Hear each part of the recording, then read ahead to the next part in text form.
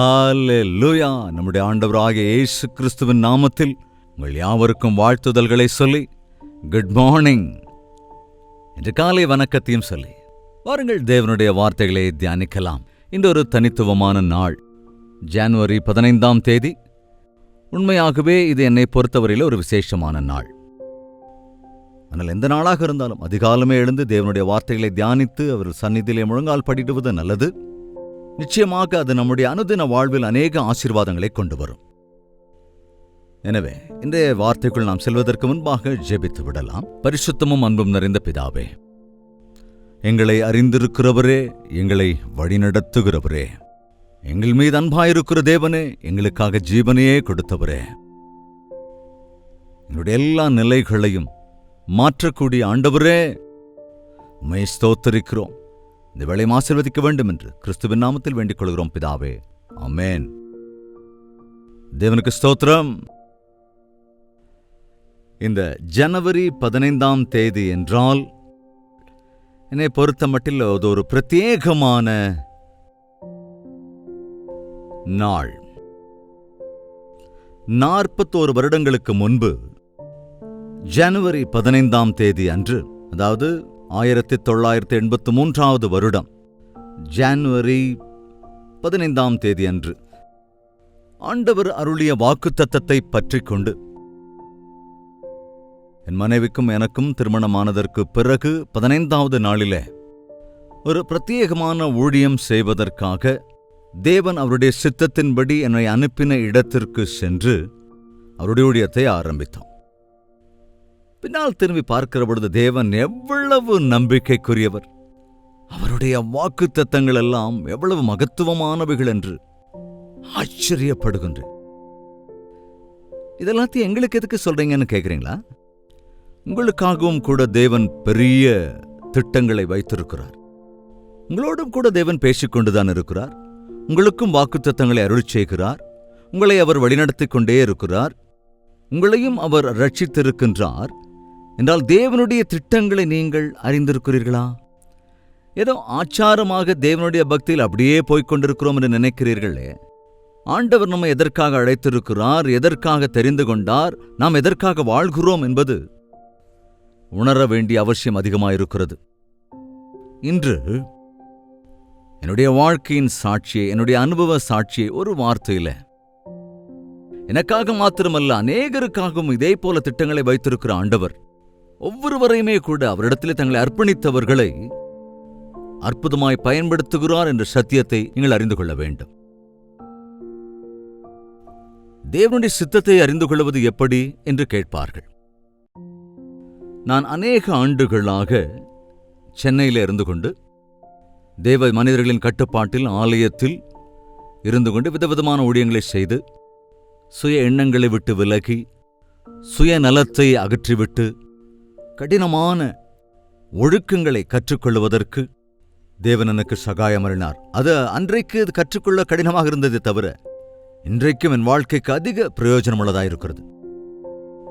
என்னுடைய 30ஆவது வயதிலே தேவனுடைய சித்தத்தின்படி எனக்கு விவாகம் நடந்தது. விவாகம் நடந்ததற்கு பிறகு ஆண்டவரே, உம்முடைய சித்தம் என்ன, ஊழியத்தின் அடிப்படையில் என்று விண்ணப்பம் செய்தபோது தேவன் ஒரு வாக்குத்தத்தம் அருளினார். அநேக வாய்ப்புகள் கிடைத்தன.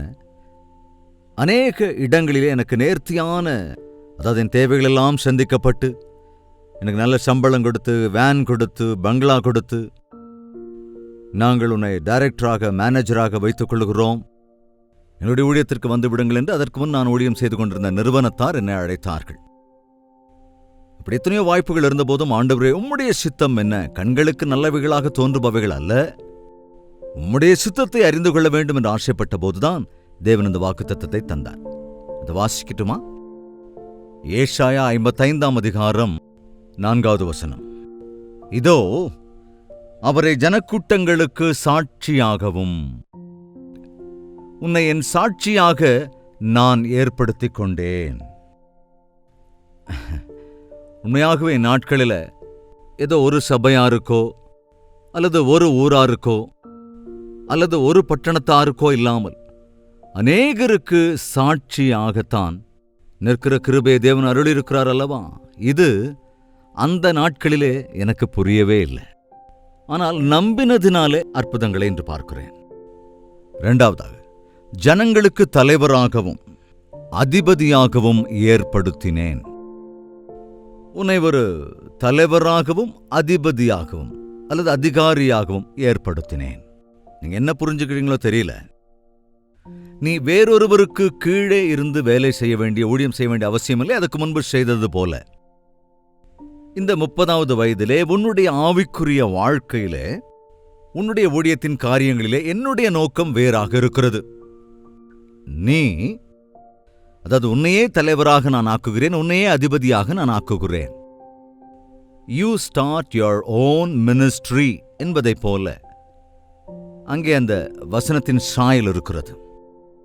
ஒரு தனித்துவமான ஊழியத்தை நீ ஆரம்பித்து விடு. எங்கே ஆரம்பிக்கிறது, எப்படி ஆரம்பிக்கிறது, எதை கொண்டு ஆரம்பிக்கிறது?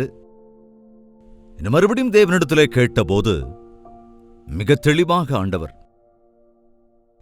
10-11 வருடங்கள் சென்னையில் இருந்ததற்கு பிறகு ஆந்திராவில் இருக்கிற வெஸ்ட் கோதாவரியில் இருக்கிற ஒரு சிறிய ஊரில் ஒரு 700 வீடு கூட அங்க இருக்காதுங்க.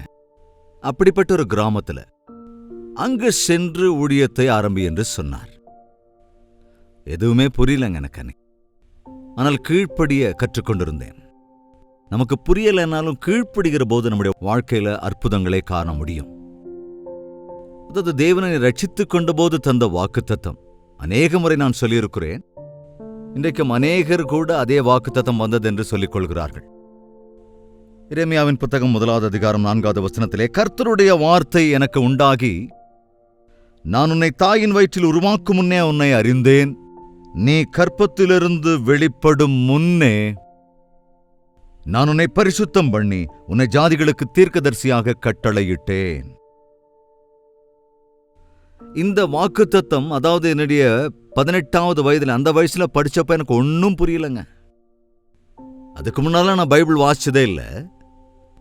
ஆண்டவரை குறித்து சுவிசேஷத்தை கேட்ட சில மாதங்களுக்குள்ளாகவே நான் என் இருதயத்தை ஆண்டவரிடத்தில் அர்ப்பணித்து ரட்சிக்கப்பட்டு விட்டேன்.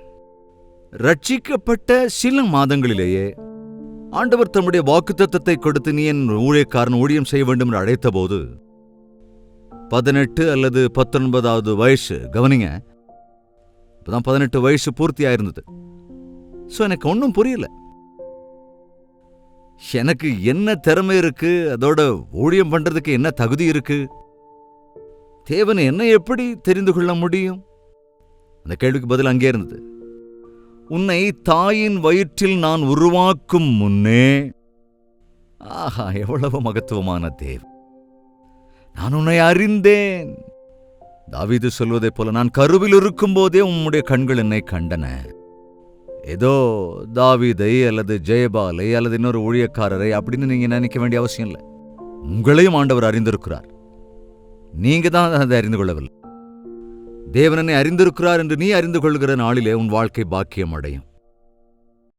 தேவனனை அறிந்திருக்கிறார் என்ற வார்த்தையை கேட்கும் போது, அதை நம்புகிற போது நீ அற்புதங்களை காண்பாய். இந்த நம்பிக்கை எனக்கு வந்ததே எனக்கு தெரியவில்லை. ஜனங்களுக்கு தீர்க்கதரிசியாக உன்னை ஏற்படுத்தினேன் என்ற வார்த்தையை கேட்டபோது ஏதோ பாஸ்டரோ இல்ல ஊழியக்காரனோ ஆவேன் அப்படின்னு நினைச்சேன். காக்கிநாடாலிருந்து நான் சென்னைக்கு ட்ரைனிங்காக, பைபிள் ட்ரைனிங், தியாலஜிக்கல் ட்ரைனிங்காக நான் வந்தேன். ஆனால் அந்த 11 வருட கால பயிற்சியின் காலத்திலே தேவனை ஆயத்தப்படுத்தின விதங்கள், அவருடைய வார்த்தையை தியானிக்கிறதற்கு, முழங்கால் படியிட்டு ஜெபிக்கிறதற்கு, முழங்காலில் நின்றே வேதத்தை வாசிக்கிறதற்கு, அழிந்து போகிற ஆத்துமாக்களுக்கான பாரம் வருவதற்கு தேவன் அற்புதமாக எனக்கு சகாயம் செய்தருளினார். அவ்விதத்தில் தேவன் தம்முடைய காரியத்தை நிறைவேற்றினதினாலே தேவனுடைய நாமத்திற்கு மகிமை தருகிற வாழ்க்கையை ஆண்டவர் எனக்கு ஈவாய் அருளினார். என்னுடைய ட்ரைனிங் பீரியட்லேயே ஆத்துமாக்களை ஆதாயம் செய்தேன். என்னுடைய 30வது வயதில், இன்ற ஜனவரி 15ஆம் தேதி அன்று, 41 வருடங்களுக்கு முன்பு தேவன் தந்த அந்த வாக்குத்தத்தம் அப்படியே இன்று நிறைவேறிக் கொண்டிருக்கிறது. 5ஆம் வசனத்தை கூட நான் வாசிக்கிறேன். இதோ நீ அறியாதிருந்த ஜாதியை வரவழைப்பாய், நீ அறியாதிருக்கிற ஜாதியை நீ வரவழைப்பாய். உன்னை அறியாதிருந்த ஜாதி உன் தேவனாகிய கர்த்தரின் நிமித்தமும் இஸ்ரவேலுடைய பரிசுத்தரின் நிமித்தமும் உன்னிடத்திற்கு ஓடி வரும். கவனிங்க, உன் தேவனாகிய கர்த்தரின் நிமித்தம் உன்னை அறியாத ஜாதி உன்னிடத்திற்கு ஓடி வரும். உண்மையாகவே டிவியில தேவ செய்தி கொடுக்கும்போது யார் யாருக்கு இதை கொடுக்கிறோம் என்பது நமக்கு தெரியாதுல்ல. என்னை அறியாதவர்களுக்கு தேவனுடைய வார்த்தைகளை அறிவிப்பதற்கும் அவர்கள் தேவனை அறிந்து கொள்வதற்கும் கல்வாரி எழுப்புதல் கூட்டங்களை ஏற்பாடு செய்கிற போது கல்வாரி தரிசனம் டிவி புரோகிராம் வாயிலாக ரட்சிக்கப்பட்ட அநேக கிராமங்களிலிருந்து ஆயிரக்கணக்கில் ஹைதராபாத்துக்கும் இன்னும் நாங்கள் வைக்கிற சிட்டிக்கும் ஓடி வருகிறதை கண்டு, அதேபோல விசாகப்பட்டினத்திலே நடந்த மீட்டிங்க்கு வருவதையெல்லாம் பார்த்தபோது, நூற்றுக்கணக்கான இடங்களிலே அப்படி மீட்டிங்ஸ் வைத்தபோது எங்கிருந்து வந்தார்கள் ஜனங்கள்? அவ்வளவு கூட்டமாக எங்கிருந்து வந்தார்கள் என்றால், இதை சும்மா வந்தவங்க இல்லைங்க, வார்த்தையினாலே பிடிக்கப்பட்டவர்கள், டிவி புரோகிராம்ஸ் வாயிலாக ரட்சிக்கப்பட்டவர்கள், நன்மையை பெற்றுக்கொண்டவர்கள். அவைகளை கண்டபோது அப்படி அடிபுரளாமல் தேவனுடைய வாக்குத்தத்தம் நிறைவேறியதை கண்டேன். நீ அறியாத ஜனங்களை வரவழைப்பாய், உன்னை அறியாதிருக்கிற ஜனங்கள் ஓடி வருவார்கள். அப்ப என்னிடத்தில் என்னங்க இருக்கு? உன் தேவனாகிய கர்த்தரினாலே அந்த காரியங்கள் நடக்கும். தேவனாகிய கர்த்தர் உன்னை மேன்மைப்படுத்தி இருக்கிறார். அப்படி அவர் உன்னை ஆசீர்வதிக்கிற போது, உன்னை உயர்த்துகிற போது, உன்னை அவர் மேன்மைப்படுத்துகிற போது ஜனங்கள் ஓடி வருவார்கள். இந்த வாக்குத்தத்தம் அப்படியே நிறைவேறுவதை கண்டோம். அவர் நம்பிக்கைக்குரிய தேவன் என்பதை விசுவாசிங்கள். உங்களுக்கான வாக்குத்தத்தம் இருக்கிறதா? ஓவர் நைட்ல அது ஃபுல்ஃபில் ஆகணும் அப்படின்னு நினைக்காதீங்க. இந்த வாக்குத்தத்தம் 41 வருடங்களுக்கு முன்பு எனக்கு தரப்பட்டது. அது இன்னும் பரிபூர்ணமாய் நிறைவேறவில்லை என்று நினைக்கிறேன். எனக்கான ரட்சிப்பின் வாக்குத்தத்தமும் கூட ஏறக்குறைய 41 ஆண்டுகளுக்கு முன்பு கிடைத்த வாக்குத்தத்தம் தான். அது இன்னும் நிறைவேறிக்கொண்டே இருக்கிறது. நம் ஆண்டவர் நம்பிக்கைக்குரியவர். நமக்கு வாக்கு தந்தால் கட்டாயம் நிறைவேற்றுவார். அதற்கு முன்னுள்ள வசனத்தையும் கூட நாம் வாசித்தால் தெரியும். உங்கள் செவியை சாய்த்து என்னிடத்தில் வாருங்கள், கேளுங்கள், அப்பொழுது உங்கள் ஆத்துமா பிழைக்கும். தாவீது கருளின நிச்சயமான கிருபைகளை உங்களுக்கு நித்திய உடன்படிக்கையாக ஏற்படுத்துவேன். தேவனுடைய உடன்படிக்கை என்பது 3 மாதமோ 6 மாதமோ அல்லது மரணம் நம்மை பிரிக்கும் வரைக்கும் என்று விவாகத்தின் போது சொல்லுவார்கள். ஆனால் தேவனுடைய உடன்படிக்கையோ நிரந்தரமானது, இகத்திலும் பரத்திலும். நித்தியமான உடன்படிக்கையை செய்வேன் என்கிறார். அதாவது தாவீதுக்கு அருளிய நிச்சயமான கிருபையை உனக்கு அருளுவேன் என்கிறார். கவனிங்க, நம்முடைய ஆண்டவர் எப்பேற்பட்ட மகத்துவமான வாக்குத்தத்தங்களை தருகிறார். நாம் ஏன் அவ்வளவு தயக்கத்தோடே கூட இருக்க வேண்டும்? தேவன் எனக்குள்ளாக ஏற்படுத்தின உடன்படிக்கையை மறந்து விட்டாரோ என்னவோ, என்னை கைவிட்டு விட்டாரோ, தேவன் தந்த வாக்குத்தத்தங்களை இன்னும் நிறைவேற்றவில்லையே என்று நினைக்கிறீர்களா? அந்த வார்த்தையின்படி பார்த்த என்னுடைய வாழ்க்கையிலும் கூட 41 வருடங்கள பஞ்சுமத்தையான பாதை எதுவும் இல்லைங்க. முட்பாதையின் மீது நடப்பதுதான். அநேக சிரமங்களையும் சோதனைகளையும் போராட்டங்களையும் எதிர்கொண்டுதான் கடந்து வந்திருக்கிறேன். ஆனால் நம்பத்தகுந்த தேவன் என்னை கைவிடவே இல்லை. ஆனால் என்னை பற்றி கொண்ட தேவன் என்னை கைவிடவே இல்லை. நிரந்தர உடன்படிக்கையை செய்து கொண்ட தேவன் அவருடைய வருகை மட்டும் அவருடைய சாட்சியாய் நிற்க சகாயம் அருளுகிறார் என்று நான் நம்புகிறேன். அதிகாலை வேளையிலும் கூட ஒரு ஜெயபால் என்ற மனிதரை, ஒரு 17-18 வயது சிறுவனாக காக்கிநாடா வீதிகளிலே சுற்றிக் கொண்டிருந்தவனை தேவன் தெரிந்து கொண்டு அழைத்து தம்முடைய சித்தத்தை வெளிப்படுத்திய போது, தேவனுடைய கரங்களில் என்னை நான் அர்ப்பணித்துக் கொண்ட போது, இப்பொழுது எப்படி தேவனுடைய கரத்தில் நான் பயன்படுத்தப்படுகிறேன் என்பதை உங்கள் கண்களுக்கு முன்பாகவே, உங்களுக்கு சாட்சியாகவே நின்று கொண்டிருக்கிறேன். என்னை போன்ற ஒருவனை ரட்சித்த தேவன் உங்களை ஏன் ரட்சிக்க மாட்டார்? உங்களில் அநேகர் திறமைசாலிகளாயிருக்கிறீர்கள், மெத்த படித்தவர்கள் இருக்கிறீர்கள், நல்ல சாமர்த்தியமுடையவர்கள் எல்லாம் இருக்கிறீர்கள். நான் ஒரு பாஸ்டர் குடும்பத்திலே பிறக்கவில்லை, நீங்கள் ஒரு தேவதாசனுடைய குடும்பத்திலே பிறந்தவர்களாக இருக்கிறீர்கள். உங்களை அதிகமாய் பயன்படுத்துவதற்கு தேவன் ஆசையோடு இருக்கிறார். தினத்தின தியானம் மூலமாக தேவனுடைய வார்த்தைகளை கேட்கிற நீங்கள் எப்பொழுதெல்லாம் கேட்கிறீர்கள் அப்பொழுதெல்லாம் இந்த வார்த்தை எனக்கானது என்று நினைத்தால், அந்த வார்த்தையை விசுவாசித்து அவருக்கு கீழ்ப்படிந்தால் அற்புதங்களை உங்கள் வாழ்க்கையிலே காண்பீர்கள். இந்த வேளையில் கொஞ்ச நேரம் தயவு செய்து சிந்தியுங்கள். உங்களுக்கு அருளப்பட்ட வாக்குத்தத்தங்களை நினைத்து பாருங்கள். அவைகள் இன்னும் நிறைவேறவில்லையே என்று சோர்ந்து போய் விடாதீர்கள். இப்பொழுதே முழங்கால் படியிட்டு, ஆண்டவரே, இந்த வாக்குத்தத்தத்தை நீர் அருளினீரே, இதை நிறைவேற்றுங்க ராஜா என்ற விசுவாசத்தோடு விண்ணப்பம் பண்ணுங்கள். அற்புதங்களை உங்கள் வாழ்க்கையில் காண்பீர்கள். செபிக்கலாமா? பரிசுத்தமும் அன்பும் நிறைந்த பிதாவே, நம்பிக்கைக்குரிய தேவனே, உமக்கு நன்றி ராஜா. வாக்கு கொடுத்து நிறைவேற்றுகிறவரே உம்மை ஸ்தோத்தரிக்கிறோம். 41 வருடங்களுக்கு முன்பு எப்படியோ இருந்த என்னை உம்முடைய அழைப்புக்கு கீழ்ப்படிந்தபோது நீர் என்னை இழுத்துக் கொண்டீர் அல்லவோ? உம்முடைய கரங்களுக்குள் என்னை எடுத்துக்கொண்ட போது என்னை பயன்படுத்துகிற விதத்தின் அடிப்படையில் அநேகருக்கு சாட்சியாய் நிலை நிறுத்தியிருப்பதினாலே இந்த எளிய ஊழியத்திலும் கடந்த 41 ஆண்டுகளாக தொடர்வதற்கு கிருபை செய்ததற்காக உமக்கு நன்றி சொல்லுகிறேன். இந்த அனுதின தியானத்தில் ஒருமனப்பட்டிருக்கிற அவர்களின் மீதும் கூட உமக்கு இருக்கின்ற திட்டங்களை எல்லாம் இந்த நாளிலே நினைவு கூறுகிறதற்கும் அதை அனுசரிக்கிறதற்கும் கிருபை அருள வேண்டும் என்று கிறிஸ்துவின் நாமத்தில் வேண்டிக் கொள்கிறோம் பிதாவே, ஆமென். நம்முடைய கர்த்தராகிய இயேசு கிறிஸ்துவினுடைய கிருபையும் பிதாவாகிய தேவனுடைய அன்பும் பரிசுத்த ஆவியின் அந்யோன்ய ஐக்கியமும் சந்தோஷமும் சமாதானமும் நம் அனைவரோடும் இன்றும் என்றும் சதா காலங்களிலும் தங்கி தரித்திருப்பதாக, ஆமென். உங்கள் ஜெப தேவைகள் மற்றும் பாரங்களை 8939801234 என்ற நம்பருக்கு ஒரு டெக்ஸ்ட் அல்லது வாய்ஸ் மெசேஜ் மூலமாக வாட்ஸ்அப்பில் அனுப்பி தெரிவியுங்கள். நாங்கள் உங்களுக்காக ஜெபிக்க ஆயத்தமாக இருக்கிறோம். நீங்களும் ஜெபியுங்கள். தேவன் தம்முடைய அற்புத காரியங்களை செய்வார். அதோடு ஆண்டவரை அறியாதவர்களுக்கு இந்த ஊழியத்தை குறித்து நீங்கள் சொல்லுங்கள். தேவனுக்கு சித்தமானால் நாளை இதே நேரம் இதே அனுதின தியானத்தில் நாம் மீண்டும் சந்திக்கலாம். அதுவரைக்கும் தேவாதி தேவனுடைய மகா கிருபை உங்களுக்கு துணையாயிருப்பதாக.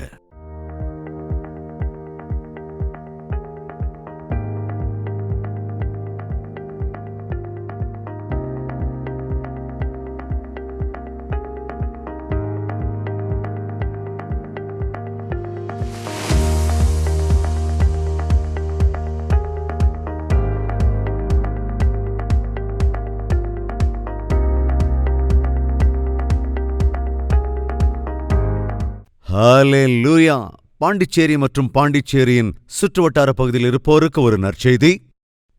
ஜெபத்தோடு கூட பாண்டிச்சேரியிலே ஒன் டே கெட் டுகெதர் ஆண்டவருக்கு சித்தமானால் ஜனவரி 26ஆம் தேதியன்று ஏற்பாடு செய்திருக்கிறோம். மதியம் 2 மணி முதல் மாலை 5 மணி வரைக்கும், மீண்டும் மாலை 6 மணியிலிருந்து இரவு 10 மணி வரைக்கும் 2 செஷன்ஸாக பாண்டிச்சேரியில் இருக்கின்ற தெலுங்கு பேசுவோருக்காக, தமிழ் பேசுவோருக்காக, எல்லா மொழி பேசுவோருக்காகவும் இந்த பிரத்யேகமான ஒன்றே கெட் டுகெதரை ஏற்பாடு செய்திருக்கிறோம். முதல் முறையாக பாண்டிச்சேரிக்கு வருகிறோம் உங்களை பார்க்க வேண்டும் என்று. வாருங்கள், வந்து பங்கு பெறுங்கள். உங்கள் நண்பர்களுக்கும் உறவினர்களுக்கும் எல்லோருக்கும் தெரிவியுங்கள். நினைவில் வைத்துக் கொள்ளுங்கள், ஜனவரி 26ஆம் தேதி. முகவரியும் குறித்துக் கொள்ளுங்கள். பத்மினி மஹால், பாலாஜி தியேட்டர் எதிர்ப்புறம், இளங்கோ நகர், காமராஜர் சாலை, பாண்டிச்சேரி. இது குறித்த மேலதிக தகவல்கள் தேவைப்பட்டால் திரையில் காண்பிக்கப்படும் எண்களுக்கு வாட்ஸ்அப் செய்யுங்கள் அல்லது 8939393939 என்ற எண்ணிற்கு கால் பண்ணுங்கள். உங்களுக்கு அட்ரஸுக்கான லிங்க் அனுப்பி வைக்கப்படும். மறவாமல் ஃப்ரெண்ட்ஸ், ரிலேட்டிவ்ஸ் எல்லோருக்கும் இதை தெரிவியுங்கள். தேவன் தம்முடைய மகத்தான காரியங்களை செய்யும்படி அநேகருக்காக ஜெபிக்கிறதற்கும் தேவனுடைய வார்த்தையை கொடுக்கிறதற்கும் முகமுகமாய் உங்களை பார்த்து உங்கள் தேவைகளுக்காக தேவ சந்நிதியிலே விண்ணப்பம் செய்கிறதற்கும் சென்னையிலிருந்து பாண்டிச்சேரிக்கு வருகிறோம். வாருங்கள், பங்கு பெறுங்கள், ஆசீர்வாதத்தை பெற்றுக்கொள்ளுங்கள்.